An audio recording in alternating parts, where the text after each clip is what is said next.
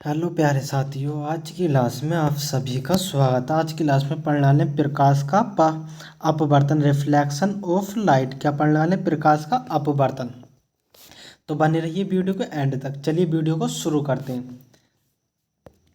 प्रकाश का अपवर्तन, reflection of light. क्या होता है? प्रकाश का अपवर्तन क्या होता है? जब प्रकाश एक माध्यम से दूसरे माध्यम में जाता है तो वह अपने पथ से विचलित हो जाता है। इस प्रक्रिया को प्रकाश का विचलन या प्रकाश का अपवर्तन कहते हैं। जब प्रकाश एक माध्यम से दूसरे माध्यम में जाता तो वह अपने पथ से विचलित हो जाता है। इस प्रक्रिया को प्रकाश का विचलन या प्रकाश का अपवर्तन कहते हैं। जैसे ये कोई मीडियम है या आपतित किरण होकर ये इस प्रकार न जाकर इस प्रकार हो गई, ये विचलित होगी, तो ये किस प्रकार होगी? अपवर्तित किरण कहलाती है। दिशा का यह परिवर्तन गति में परिवर्तन के कारण होता है। दिशा का यह परिवर्तन गति में परिवर्तन के कारण होता है। उदाहरण के लिए, जब प्रकाश वायु से जल में जाता है तो यह धीमा हो जाता है। जब प्रकाश वायु से जल में जाता है तो यह धीमा हो जाता है, जिससे यह एक अलग कोण या दिशा में यात्रा करने लगता है। अलग कोण या दिशा में यात्रा करने लगता। माध्यम दो प्रकार के होते हैं, सघन माध्यम और विरल माध्यम। सघन माध्यम और विरल माध्यम। सघन माध्यम यानी डेंसर मीडियम। यदि प्रकाशीय घनत्व अधिक है तो माध्यम में प्रकाश की गति कम होगी। यदि प्रकाशीय घनत्व अधिक है तो प्रकाश की गति कैसी होगी? कम होगी। अब आता विरल माध्यम यानी रेरर मीडियम। यदि प्रकाश का घनत्व कम है तो माध्यम की गति अधिक होगी। यानी घनत्व कम है तो गति अधिक होगी, घनत्व अधिक है तो गति कम होगी। अब आता माध्यम या मीडियम।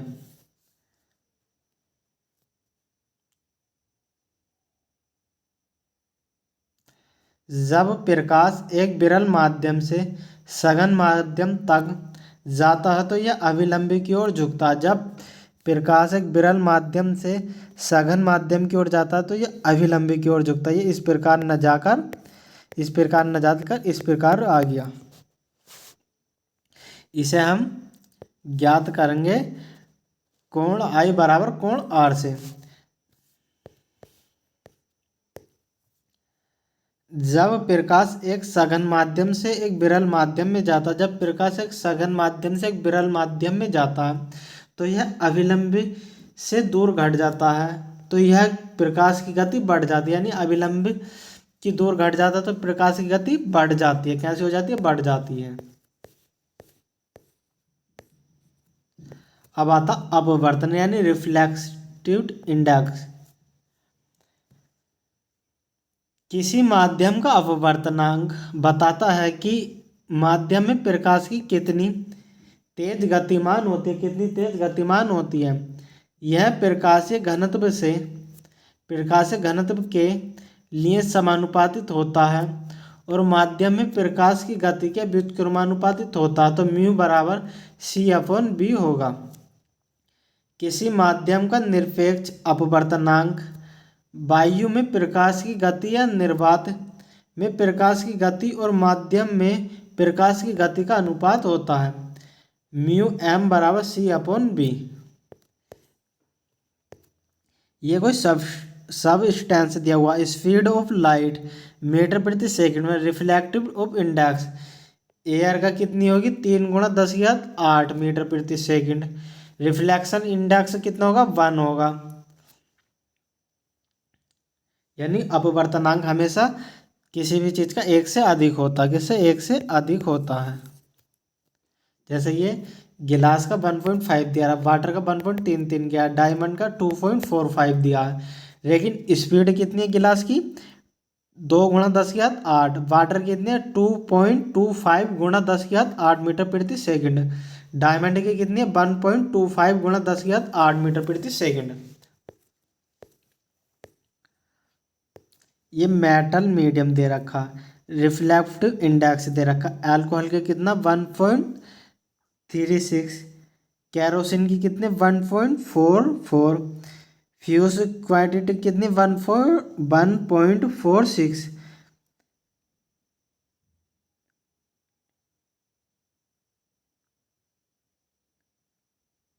थर्मोपाइटल की ऑयल की कितनी 1.47, बेंजीन की कितने 1.50, क्राउन गैस की कितने 1.52,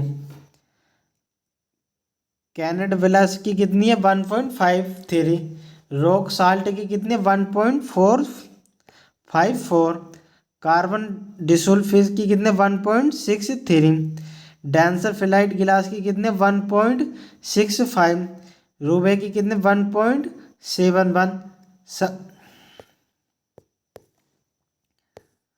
अब आता प्रकाश के अपवर्तन के नियम, law of reflection of light. आपतित किरण, परावर्तित किरण और सतह अभिलंब सभी एक ही तल में स्थित होते हैं, सभी एक ही तल में स्थित होते हैं। यह कोई तल है, ये आपतित किरण, अभिलंब, ये आपतन कोण, तीनों एक ही तल में होंगे।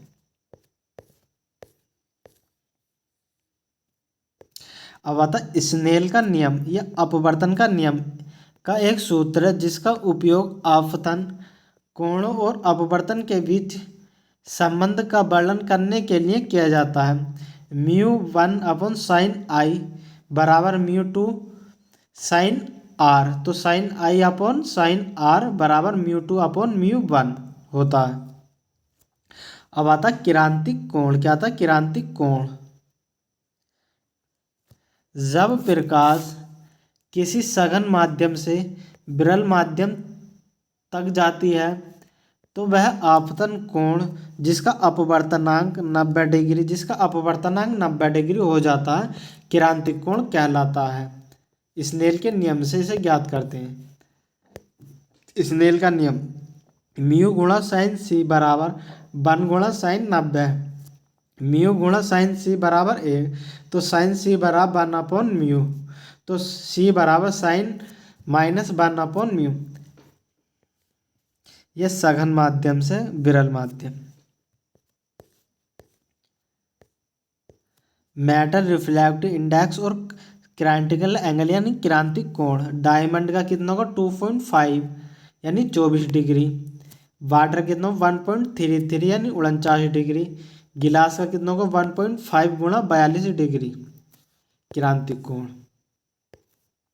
अब आता पूर्ण आंतरिक परावर्तन, क्या था पूर्ण आंतरिक परावर्तन, टोटल इंटरनल रिफ्लेक्शन, जब आपतन कोण क्रांतिक कोण से अधिक होता है, जब आपतन कोण क्रांतिक कोण से अधिक होता है तो प्रकाश अपवर्तन के बजाय पुनः सघन माध्यम में परिवर्तित हो जाता है। इस घटना को पूर्ण आंतरिक परावर्तन के रूप में जाना जाता है। जब प्रकाश आपतन कोण क्रांतिक कोण से अधिक होता है, यानी आपतन कोण क्रांतिक कोण से अधिक होता है और यह सघन माध्यम से परावर्तित होता है, सघन माध्यम से परावर्तित होकर हो जाता, तो इस घटना को पूर्ण आंतरिक परावर्तन कहते हैं। कोण आई बड़ा है कोण सी से। हीरे का चमकना पूर्ण आंतरिक परावर्तन के कारण, मरीचिका यह भी पूर्ण आंतरिक परावर्तन के कारण।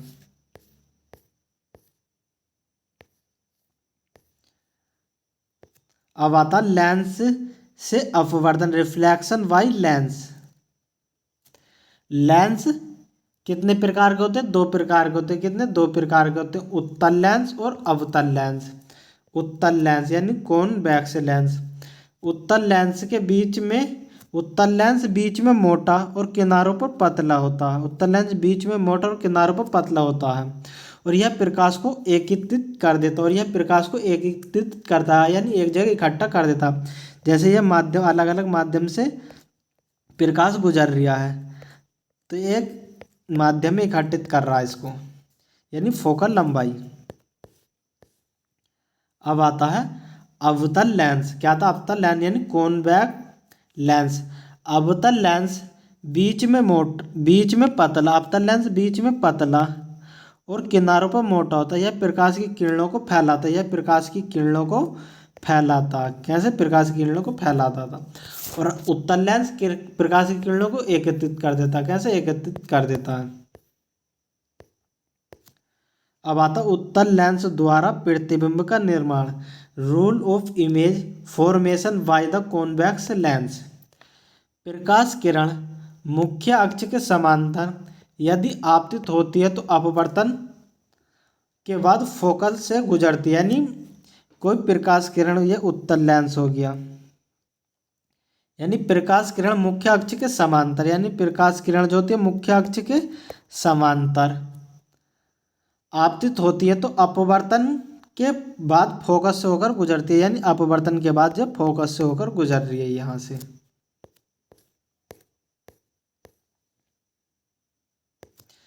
अब आता मुख्य फोकस से गुजरने वाली, यानी कि मुख्य फोकस से गुजरने वाली आपतित किरण अपवर्तन के बाद मुख्य अक्ष के बाद समांतर हो जाती है। यानी अपवर्तन के बाद मुख्य अक्ष के समांतर हो जाती है। मुख्य अक्ष के समांतर हो गई। अब आता प्रकाशीय केंद्र से गुजरने वाली आपतित किरण बिना विचलित हुए सीधे चली जाती है। बिना विचलित हुए सीधे चली जाती है। ये निकल गई सीधी।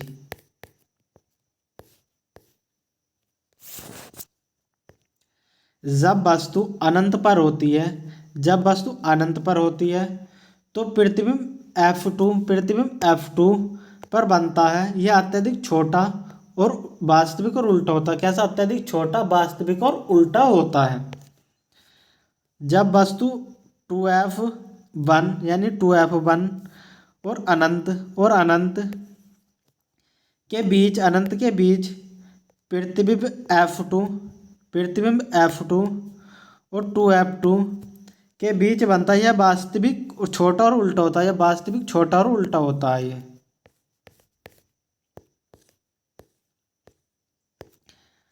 अगले पे आते हैं। जब वस्तु 2F पर होती है तो प्रतिबिंब 2F पर बनता है। जब वस्तु 2F पर होती है तो प्रतिबिंब कहाँ बनता है? 2F पर ही बनता है।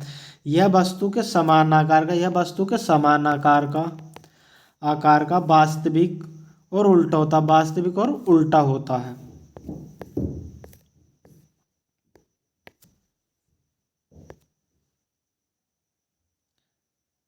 जब वस्तु 2F और F के बीच, यानी 2F और F के बीच होती है तो प्रतिबिंब 2F और अनंत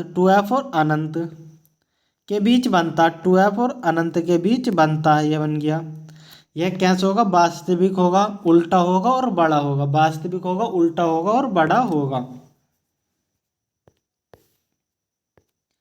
जब वस्तु F1 पर होती है तो प्रतिबिंब का निर्माण अनंत पर होता। कहाँ होता? प्रतिबिंब का निर्माण अनंत पर होगा। कैसे होगा? वास्तविक होगा, उल्टा होगा और बड़ा होगा। जब वस्तु F1 और O के मध्य यानी केंद्र के मध्य होती है तो प्रतिबिंब का निर्माण लेंस के एक ही तरफ होता है। यह आभासी और सीधा होता। कैसा होता? आभासी और सीधा होता है। अब आता अवतल लेंस द्वारा प्रतिबिंब का निर्माण। Rule of image formation by the concave lens.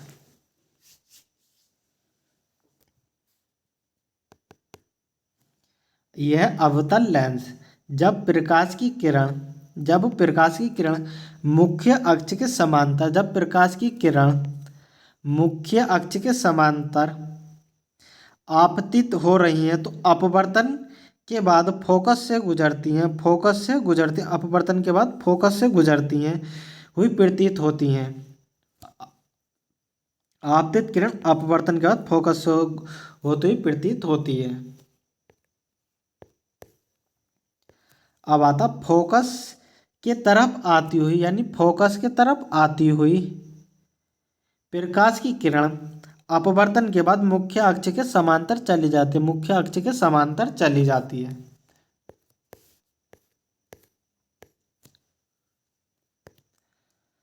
प्रकाशित केंद्र से गुजरती हुई, प्रकाशित केंद्र से गुजरती हुई प्रकाश की किरणों का विचलन नहीं होता, प्रकाशित केंद्र से गुजरती हुई प्रकाश की किरणों का विचलन नहीं होता। जब वस्तु अनंत पर होती है, यानी कि जब वस्तु अनंत पर होती है तो प्रतिबिंब F1 पर बनता, तो प्रतिबिंब F1 पर बनता, कहाँ बनता, F1 पर बनता है। जब वस्तु अनंत से होती हुई,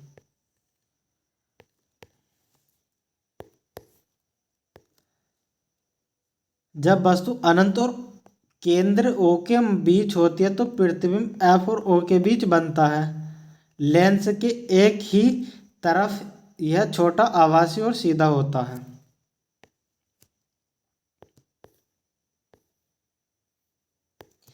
Singh convention are like the one used of the spherical mirror, except that the measurements are taken for the optical center of the lens. Focal lens of convex यानी उत्तल लेंस की फोकल दूरी कैसे लेंगे, पॉजिटिव। अवतल lens कैसे लेंगे, negative.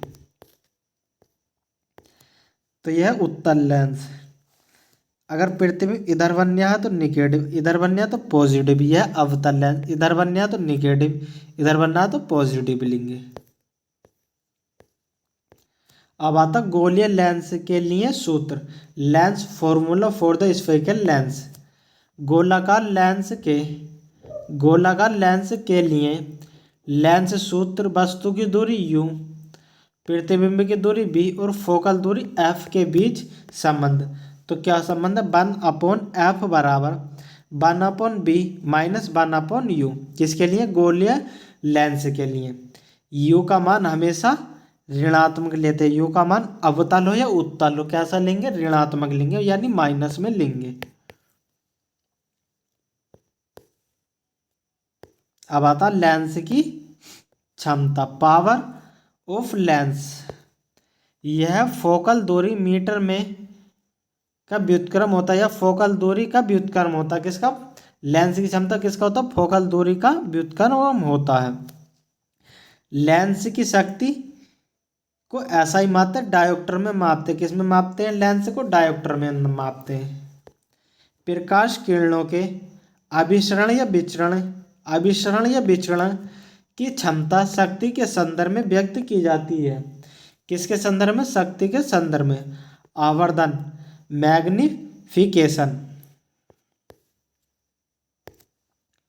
Magnification किसी लेंस द्वारा उत्पन्न आवर्धन, किसी गोलीय दर्पण द्वारा उत्पन्न आवर्धन की ही भांति प्रतिबिंब की ऊंचाई HI तथा बिंब की ऊंचाई HO के अनुपात में परिभाषित किया जाता है। यानी आवर्धन बराबर प्रतिबिंब की ऊंचाई अपन बिंब की ऊंचाई, m बराबर HI अपन HO। लेंस द्वारा उत्पन्न आवर्धन बिंब दूरी u तथा प्रतिबिंब दूरी b से संबंधित है। इस संबंध में व्यक्त करते m बराबर HI अपॉन HO बराबर b अपॉन u।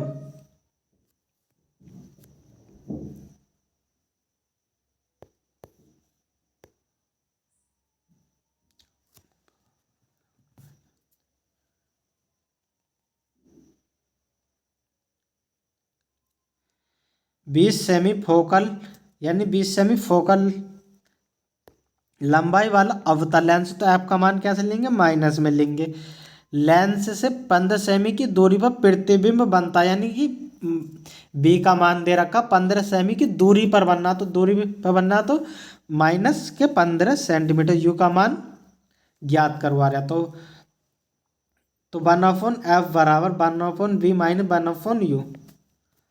ये सूत्र में रख के आ जाता 60, u का माइनस 60। इस प्रकार बिंब की दूरी 60 सेमी है।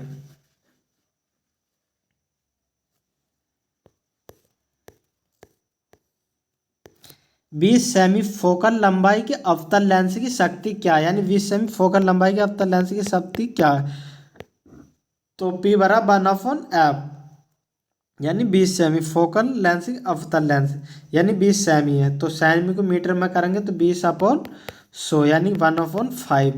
तो P बराबर 1/f होता तो 1/1/5, तो ये 5 ऊपर हो जाता, तो P बराबर कितने जो 5 डायोप्टर। उत्तल लेंस की क्षमता धनात्मक तथा अवतल लेंस की क्षमता ऋणात्मक होती है। आवर्धन लेंस से ए बी वस्तु 9 सेमी की दूरी पर है और इसका प्रतिबिंब लेंस से 36 सेमी पर बनता, तो लेंस की आवर्धन क्षमता क्या है। एम बराबर B/U, क्या फॉर्मूला। तो बी का मान कितना -36, यू का मान कितना -9, तो 36/9, तो 9 चौक 36, कितना आ जाएगा 4 आ जाएगा आवर्धन।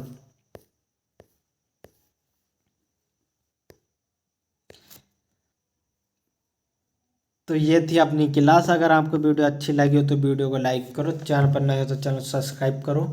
इसी प्रकार की वीडियो हमारे चैनल पर आगे भी देखने के लिए मिलती रहेगी।